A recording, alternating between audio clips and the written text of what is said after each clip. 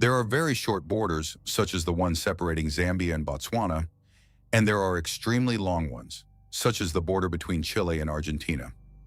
But have you ever wondered which country is the most border-oriented on the planet? We certainly have, and in this video we are going to show you what we discovered.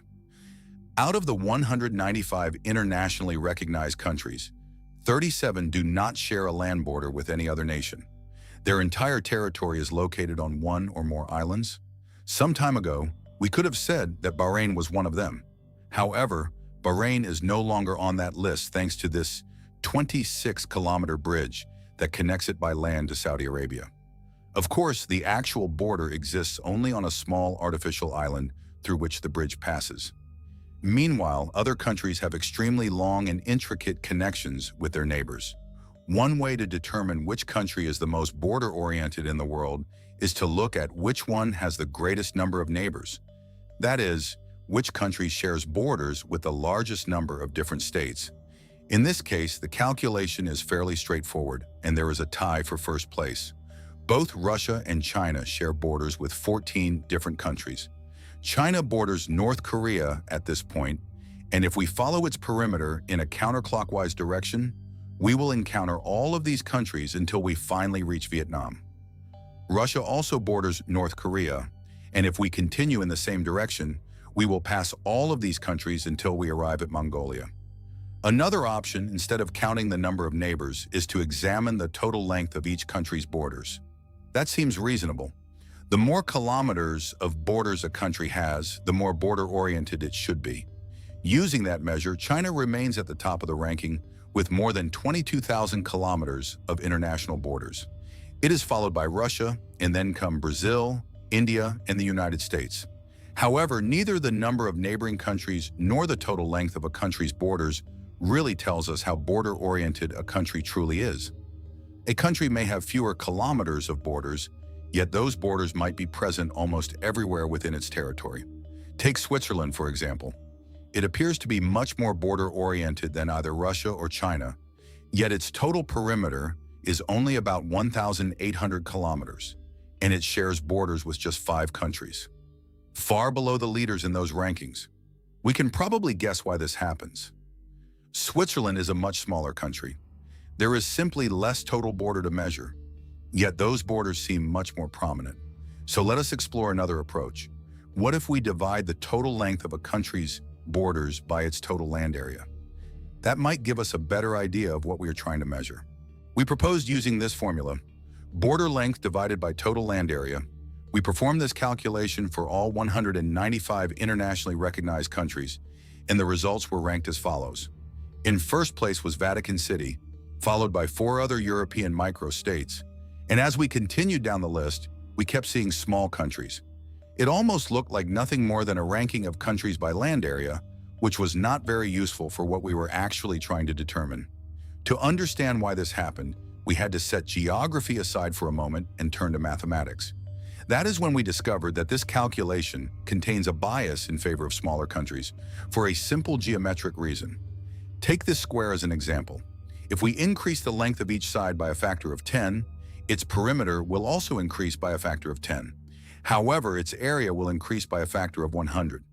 In other words, when a shape is enlarged, its linear dimensions increase proportionally, while its area increases quadratically. This is exactly what pushed larger countries down our ranking.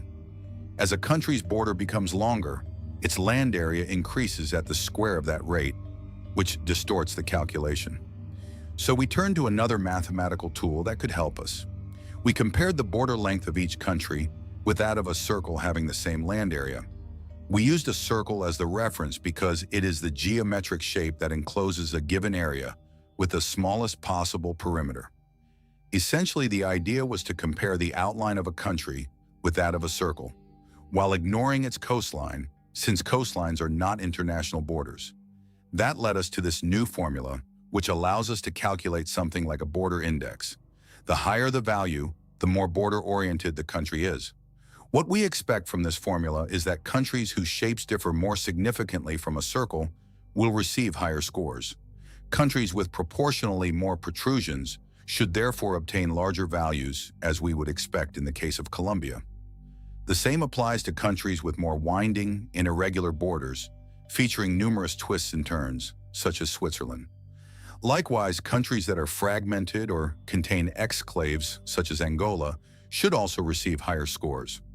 On the other hand, countries with extensive coastlines relative to their overall perimeter, such as Ireland, will probably receive lower values because a smaller portion of their outline consists of land borders.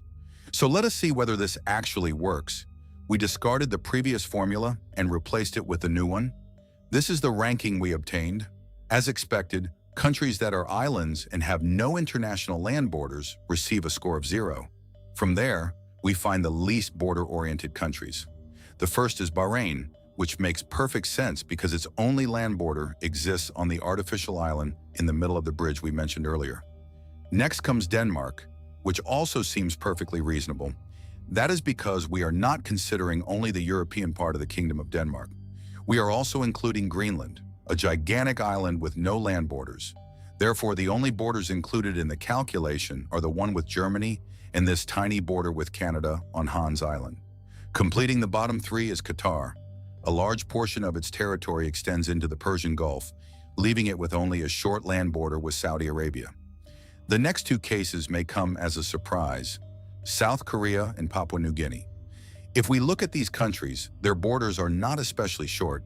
However, they do not have significant fragmentation or major protrusions, features that generally increase the index. In fact, Papua New Guinea's border with Indonesia follows the 141st meridian east for almost its entire length, with only a slight deviation caused by a river. At this point, we can see that the formula seems to work. It includes small countries such as Qatar and Bahrain, medium-sized countries such as Papua New Guinea, and even a large country like the Kingdom of Denmark. Now it is time to look at the very top of the list, the most border-oriented countries of all. In 5th place is Slovenia. The country has 1,334 kilometers of international borders with its 4 neighbors: Croatia, Hungary, Austria, and Italy. Its coastline is very short relative to its total perimeter, and its outline is highly irregular. 4th place goes to the Republic of the Congo, with a score that is almost identical. It has approximately 5,500 kilometers of international borders and shares them with 5 countries. Once we reach the top 3, things become even more interesting. Tajikistan takes 3rd place on the list. Just look at its outline. It has 3,600 kilometers of international borders and a land area of 145,000 square kilometers. It shares borders with China, Kyrgyzstan, Uzbekistan, and Afghanistan. Its shape is so unusual that it is difficult to be far from an international border almost anywhere within the country's territory. 2nd place remains in the same continent but moves to a different region. In Southeast Asia, we find Laos, a very distinctive landlocked country. It shares borders with Cambodia, Vietnam, China, Myanmar, and Thailand. It has more than 5,000 kilometers of international borders. But what truly makes it stand out is the shape of those borders, which are filled with countless small protrusions and irregularities. And finally, according to Un Mundo Inmenso, the most border-oriented country in the world is Bangladesh. It also has a short border with Myanmar, but its longest border is with India. Altogether, Bangladesh has approximately 4,200 kilometers of international borders within a total land area of 148,000 square kilometers. In fact, Bangladesh could be considered to have an additional advantage because it also has a coastline along the Indian Ocean. That means if this entire coastal section were also an international border, its border index would be even higher. Almost every part of the country's perimeter contains something remarkable, a protrusion, an irregularity, or an unusual feature that creates a highly convex border. These characteristics are also the reason why the India-Bangladesh border is the 6th longest international border in the world. If we had made this video before 2015, the country's score would almost certainly have been much higher. That was the year when Bangladesh and India finally reorganized their shared border. At the time, there were more than 100 enclaves and counter-enclaves, creating one of the most extraordinary border situations in the world, a legacy of the British colonial era. Which country would you have guessed would rank first?